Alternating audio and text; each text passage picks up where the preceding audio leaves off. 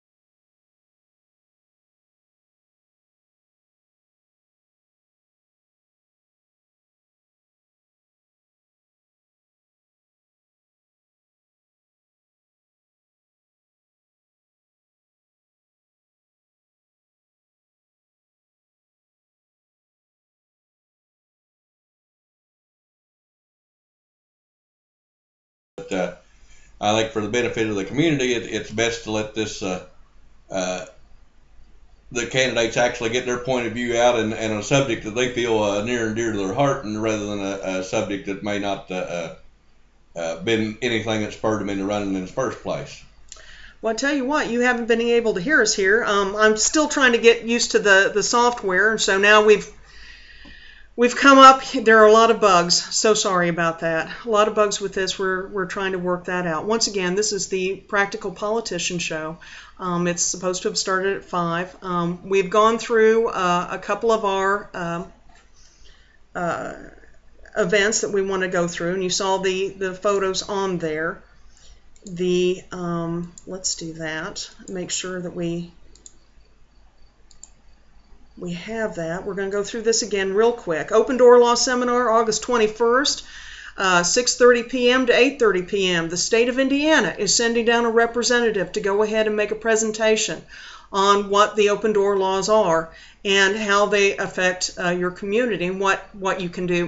You said something better than this. But it gives the public access to the laws are more apt to be followed if more people are aware of what they actually are.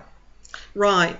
And, the more you know, the better off you are. And a lot of people are feeling the effects of having their taxes raised over and over again these last few years. And if you don't know about it happening, you can't stop it. And so this is how you stop that kind of thing or stop that kind of behavior and have the government officials do what you want them to do. But it just holds them accountable. They're still going to be able to do a lot of things that you may or may not agree with, but at least this way you force them to do it in a legal and a legitimate manner, where they're doing it out in front of you instead of catching you off to the side and telling you one thing and your neighbor just the opposite, and nobody knows the difference. This brings it out where it has to be out to the public, and what they do is what you see. Right.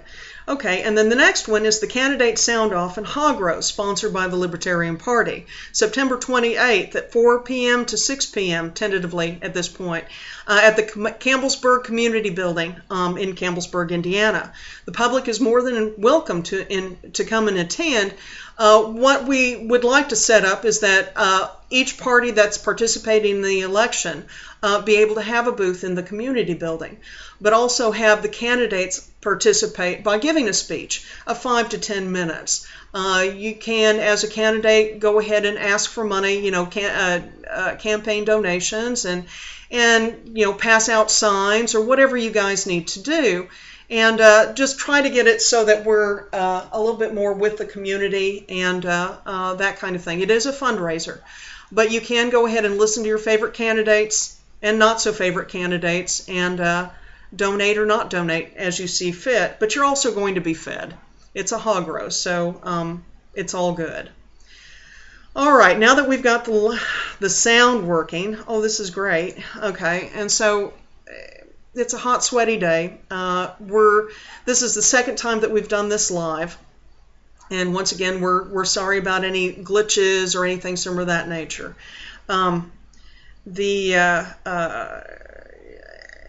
We decided to go ahead, since we had some trouble going ahead and getting people booked for this, because it is so new. We're just really new, okay? So like I said, second time. We decided to call it off this last weekend, and we're just going to have Max and I on this today, and we're just going to roughly go over what my candidacy is about, and go on from there, and then hopefully end this pretty swiftly. Now, I'm Rhonda Green, and I own The Practical Politician, and I own IndianaProud.com. And yes, I am running again for County Council 3rd District.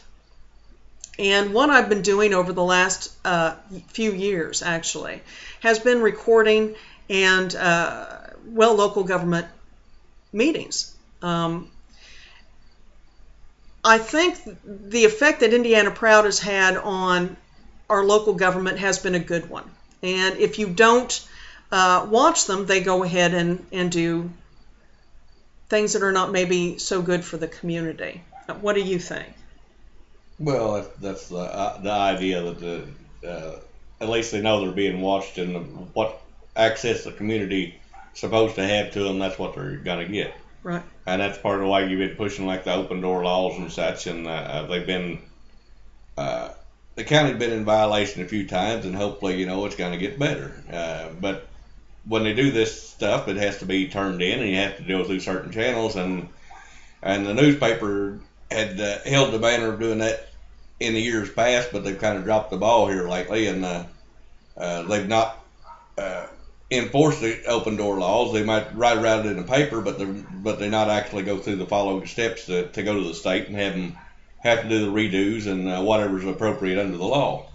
And that's the whole thing with the open door laws, is that they have to follow the steps so you don't get in the same fiasco like the hospital, where when they started not allowing people to see the public meetings and blatant violations of open door laws, and the newspaper wrote about it but never turned them into the state of Indiana, and it wasn't corrected until after the hospital lost anywhere between $12 and $28 million. The numbers out there oblivious to anybody to know, but nobody's actually coming forward to say this is where it actually went to.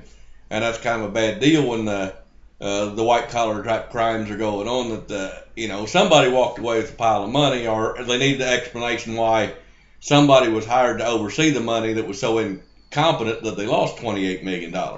Well, that's the thing about the open door laws. It can seem silly to go ahead and say, look, you're breaking Indiana state law if you don't post the meeting times and minutes, and if you discourage the public from finding out anything.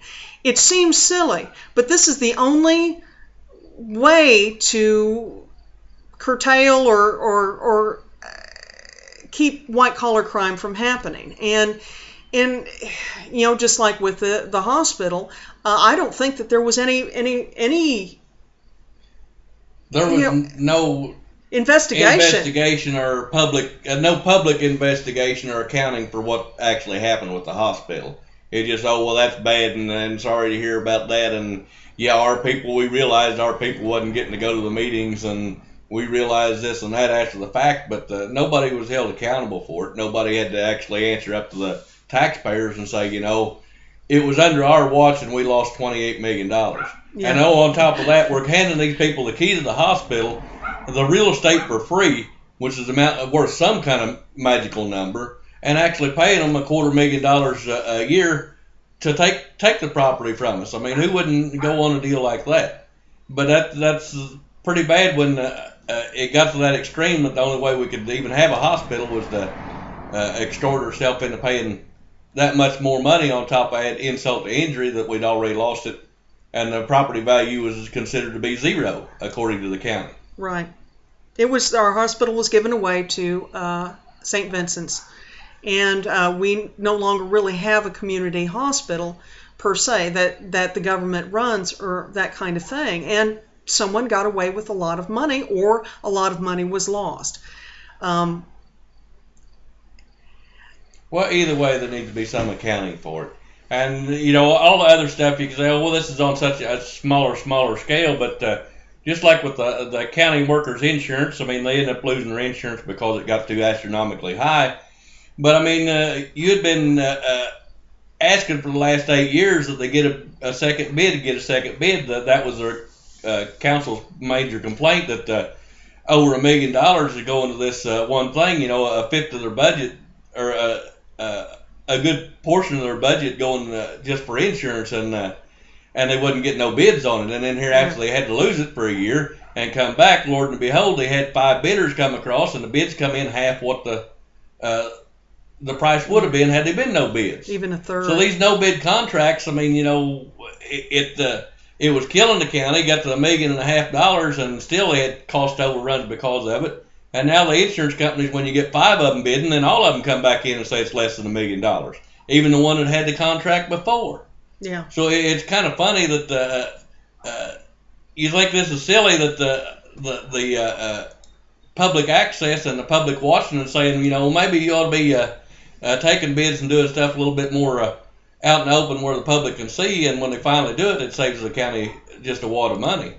And not every instance is going to be a $1 million project saved, or a $500,000 savings, but if you do everything as well as you can above board, then hopefully when it all adds up that there's a cost savings that's passed on to the voters and the taxpayers in the form of roads that wouldn't be fixed, or tax savings that wouldn't have to be charged. Well, and I want to go ahead and let you know that you can call in right now at 812-641-5483 if you have any questions or comments, okay?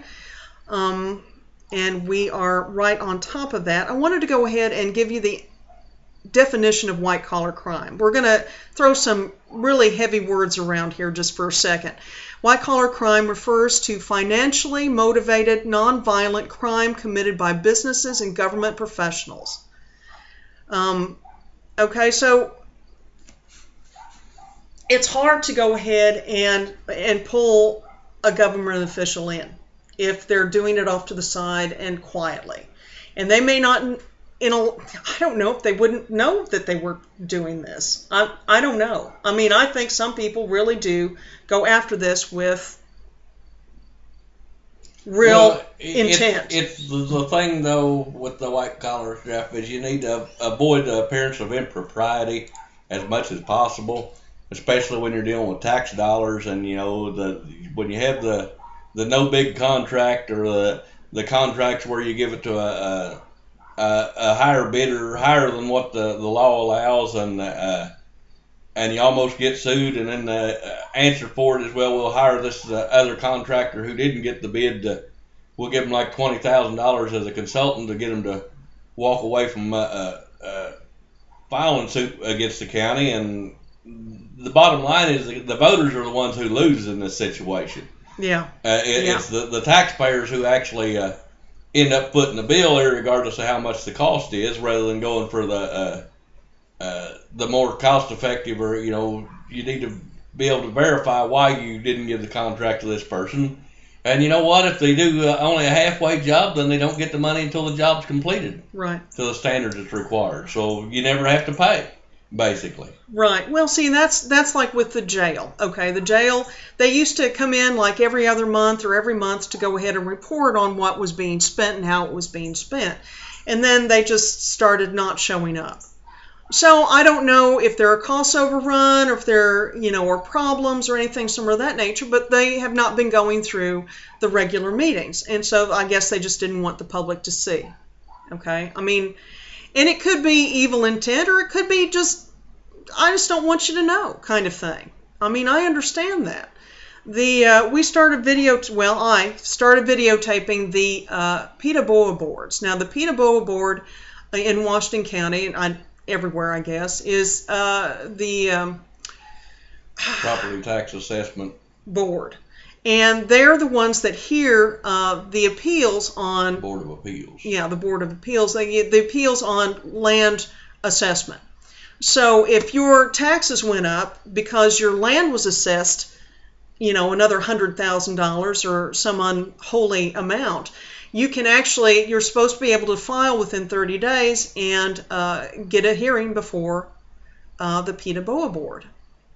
And so the current assessor doesn't post the PETA BOA board happening on the wall, which he told me that he was not affected by the open door laws. Well, and there's where we'll find out when the open door law seminar comes around. So you're not going to make accusations or point fingers. We're just going to find out, because that's the deal. When you ask a question and say that don't sound quite right, they can give you any kind of answer they want to give. And if you don't know any better, then you just have to accept it at face value. Well, here's the opportunity for us to accept it at face value, but we're going to verify when the open door law counselor comes down to have their meeting thing. Right. And see whether they are covered under the same state statutes as everybody else. And if not, then that's okay too. We'll just get the explanation from that. But anyway, that was an addition to the video that you started taping here, and you got it up for the people to see, and then they can kind of get an idea, what this really is, and take kind of the scary out of it, and right. And take kind of the, the mystery out of, what if they take you in a dungeon and all this good stuff. Here's what the board actually does, and whether they're going to rule in your favor or not. You may not have much bearing on that, but it's your opportunity to follow the procedures laid down by the state that says if you're in contestant with this numbers, you need to come forward and have your say. But it was stated in the meetings that I was in there and that it would be on the internet, and if people felt uncomfortable with me being in there, then I could be vacated. And I vacated for a couple of people, and then they wanted to have I want to say secret discussions. They wanted to have confidential discussions, and I was booted out of the room. Now, I'm not real sure how the open door laws affect this particular situation, because this was the first time that I had videotaped it. And I don't know. Well, that's another opportunity to find out from the counselor. So if Right. other people got questions, they can come forward to the meeting here at the firehouse too. And what date was that? The 21st of August at the Little York Firehouse, 6:30 to 8:30. 6:30 to 8:30. The thing of it is, though, if I wasn't in the room, it would have happened, it would have happened without anybody really knowing about it. These people would have been taken in individually, and I don't know if this affects the outcome or not. We'll just have to see. I mean, I don't know. But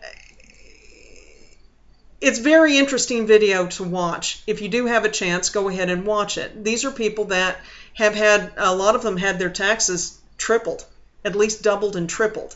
And it can get pretty sketchy. This is something that needs to be taken extremely seriously as far as like the board is concerned. And I'm sure they do. But it needs, the rules and laws need to be abided by also, so that there is no doubt that it was a legal and viable presentation. Well, just for the protection of the board too, that they did everything according to state law, and there wasn't nothing squirrely going on, is what the video can do for them. And that's just like your other things that you're trying to get through with the connected community stuff, which hasn't happened. Right. That's another one of your big issues, and that's something you've been working on for 2 years, and they've voted publicly to do it.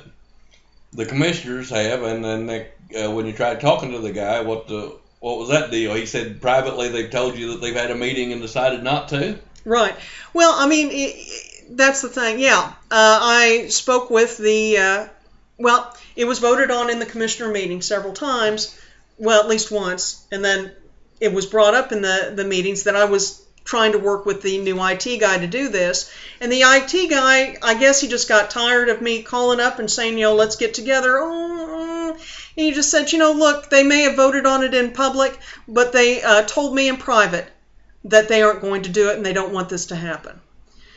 Connect the Community is just a set of Google calendars. And once it's set up, it'll change your lives. I mean, each group can go ahead and post its own information up on the net, and it goes everywhere that anyone wants to have it. Well, it makes the transparency immediate, so you can see whether they've been posting the 48 hour prior like they're supposed to. You can see if they're posting the stuff they're supposed to post. You can see they could go ahead and post the minutes of their meetings later on after the fact to prove that they did what they said they was going to do. You can have any instant updates on your telephone or your calendar to tell you that they've had to change a date because the firehouse burnt down or for whatever reason. Instantly, and there's no question as to whether they've done the appropriate things or not, because it's right there held on the data where everybody can see that they're opening in front and being trying to avoid the appearance of impropriety by doing everything they can possible to appoint to the public. And it makes life easier on them once they do a calendar, because then they can do what's legally required to let the radio station and any news outfit that wants to have a notification, they can be emailed notification to them, and they have verification that they got it. So it actually makes life a lot easier on all these departments if they would go ahead and you get on board if they want to quit playing. And the only problem is you got to quit playing trick or treat and hide and seek once you do this. It makes you prove that you are doing what you say you're going to do. Well, and that's the thing. That would take a load off of both the radio and the newspaper and the local television station. If all of this information was up there, then that information is up there. There's not finding out when and where a meeting is, or an event, or even a fish fry. That would be taken care of if the individual organizations went ahead and posted on their own. And then it could be like on a location on somebody's website or that kind of thing. And it would make for a very nimble an informative and transparent government, but they actually have to do it first. And that's part of why I'm running. I'm going to get this through. And I don't care. I don't care. Well, it's easy to discourage people when you post the meeting's going to be at this place at this time and they show up twice and it's not there. Right. Just like the tourism board thingy where they had it an hour early because one of their members had a problem. But they didn't bother letting you know that they'd had it an hour early and they was all done packed up and gone. And, you know, they're getting a lot more money, and when there's money involved, that play trick or treat and hide and seek and then publicly saying to you on the video that, oh, we're just going to start having secret meetings, that just don't get it. Yeah. Let me see here. What time you got? Oh, it's been a half hour. So, okay, we're going to go ahead and just let it go. We're going to try to keep doing this every Sunday at 5 o'clock. And whether we have a pre-recorded situation, politician, like I said, like Max said over here, the Tom Day, who is running for Washington, much practical politician. Bye-bye.